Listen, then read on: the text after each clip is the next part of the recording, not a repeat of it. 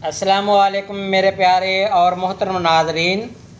मेरे प्यारे नाज़रीन, आज का जो नुस्खा आपसे शेयर करने जा रहा हूँ ऑन दी डिमांड है।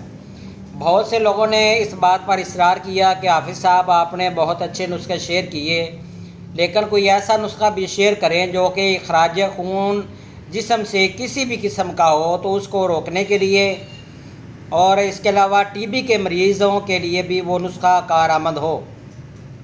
तो प्यारे नाज़रीन, आज का जो नुस्खा है वो तरियाक आसाबी गुदी नुस्खा है।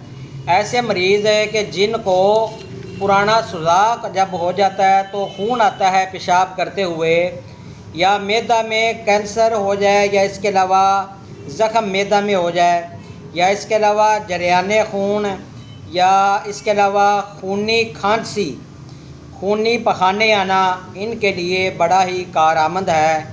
तो जब खांसी खून के साथ आती है तो कभी ये होता है कि फेफड़ों में से खून आता है, फेफड़े ज़ख्मी हो जाते हैं।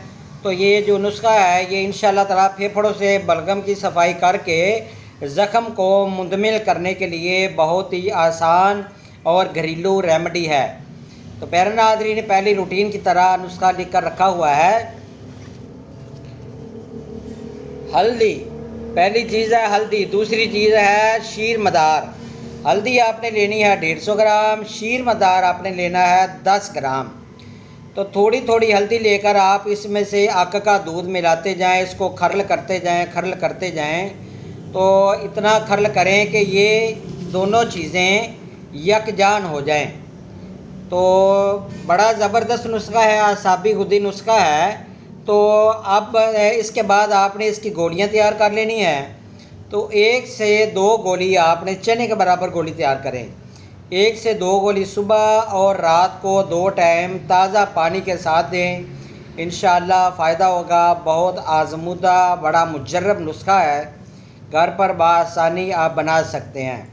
तो इंशाअल्लाह बहुत जल्द नई वीडियो के साथ हाज़िर हूँगा। मेरा नंबर नोट फरमा लें, 034341674746। अल्लाह हाफ़िज़ मेरे प्यारे नाज़रीन।